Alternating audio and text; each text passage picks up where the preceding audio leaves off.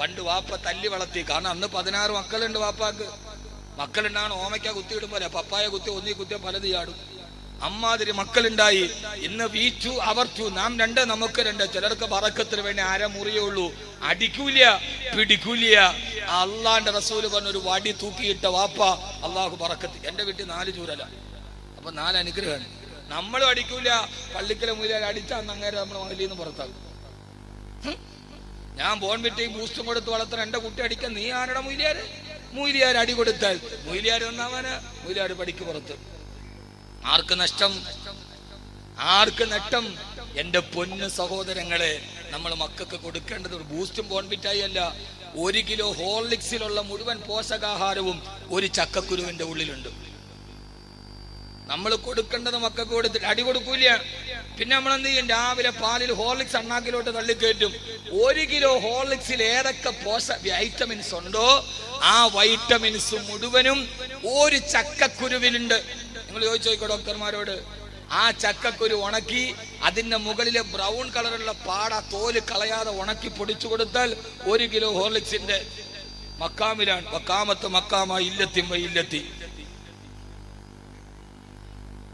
നമ്മൾ കൊടുക്കൂല. നമ്മൾ ഹോർലിക്സ് അവസാനം അവൻ 10 വയസ്സാകുമ്പോഴില്ല 40 ദിവസമായ ബ്രോയിലർ കോഴി മാതിരി അവൻ കമന്നൊന്ന് വീണ കാല് ഒടിയും കൈ ഒടിയും. നമ്മുടെ ഉപ്പാപ്പ പ്ലാവിന്ന് വീണിട്ട് പോലും നഖം പോയിട്ടില്ല. കാരണം എല്ലിന് ബലമുണ്ട്. അതുകൊണ്ട് സഹോദരങ്ങളെ, സഹോദരിമാരെ, നമ്മുടെ വീട്ടിലൊരു വടി തൂക്കണം. എന്തിന്? നമ്മുടെ മക്കളെ തർബിയത്ത് ചെയ്യാൻ. സമയായോ? സമയായോ? ഇതങ്ങ് രസം പിടിച്ചല്ലേ?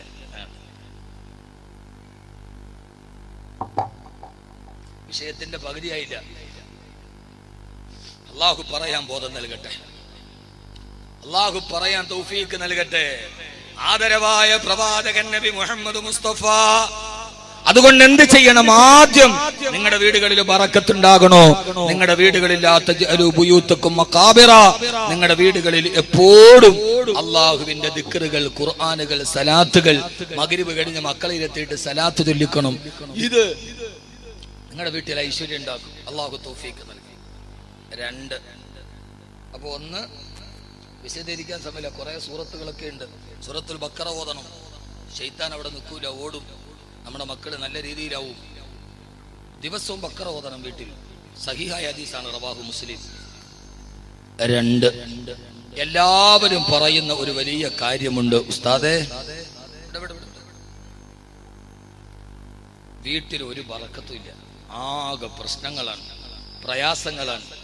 ഏത് കച്ചവടം ചെയ്താലും രക്ഷപ്പെടില്ല, എന്ത് ചെയ്താലും സർവ്വതും പരാജയമാണ്. എന്താണ് ചെയ്യേണ്ടത് എന്ന് ഒരു പിടുത്തൂല ഉസ്താദേ എന്ന് പറയുന്ന ആളുകളുണ്ട്. ധാരാളം ആളുകൾ പറയുന്ന ഒരു പ്രധാനപ്പെട്ട വിഷയമാണ് വീട്ടിലൊരു ബറക്കത്തില്ല. എന്താ കാരണം?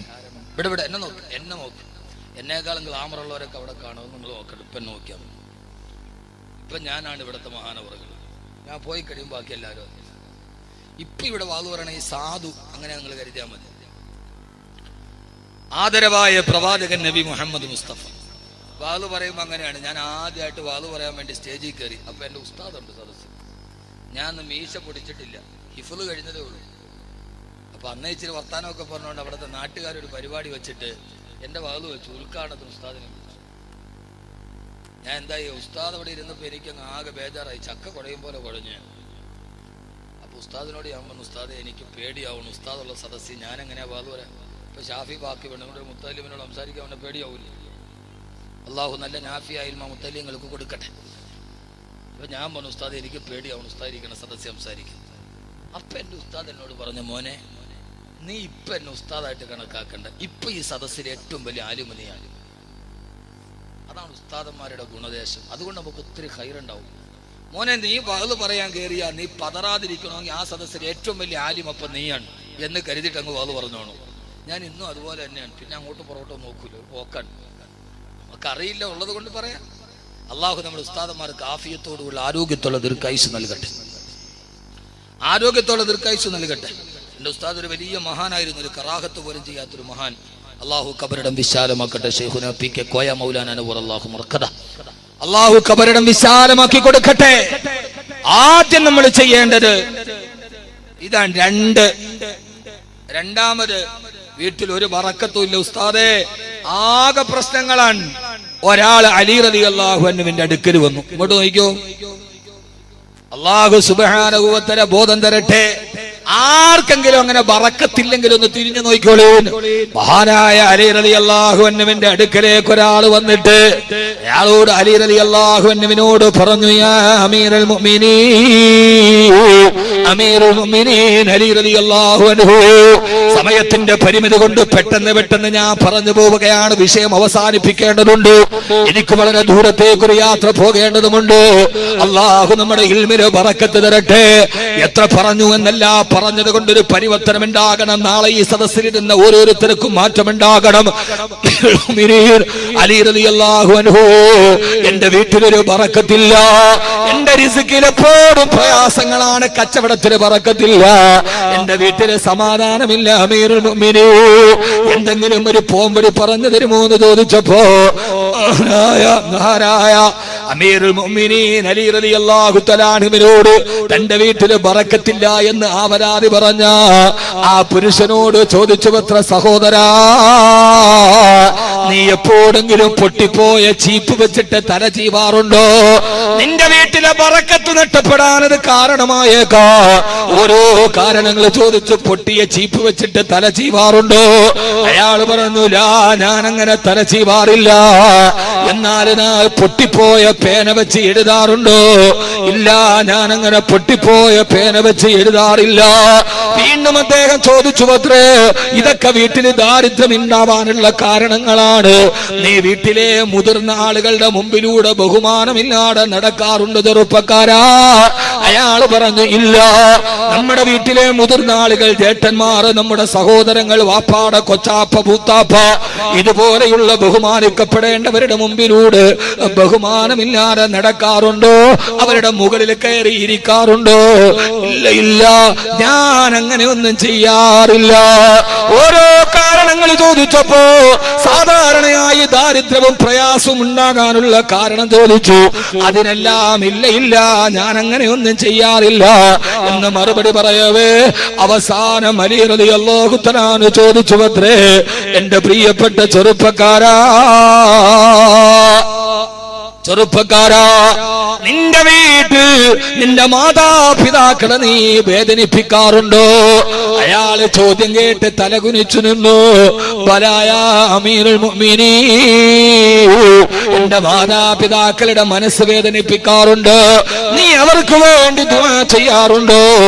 റബ്ബിർഹംഹുമാ കമാ റബ്ബയാനി സഗീറാ എന്ന് നീ അവർക്ക് വേണ്ടി ദുആ ചെയ്യാറുണ്ടോ?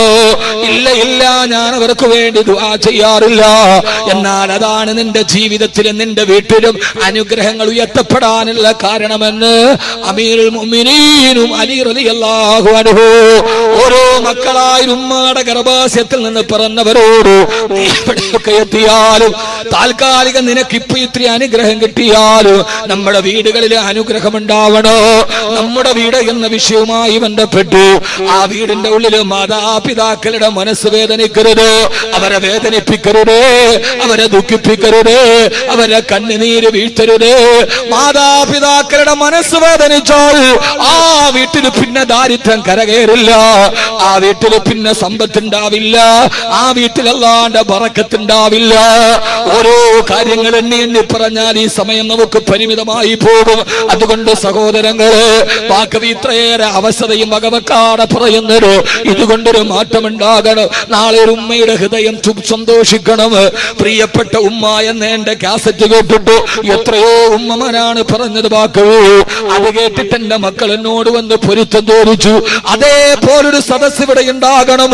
എങ്ങനെയാണ് ഉമ്മയെ ദ്രോഹിക്കുന്നത്? എങ്ങനെയാണ് ഉമ്മയെ കരയിപ്പിക്കുന്നത്?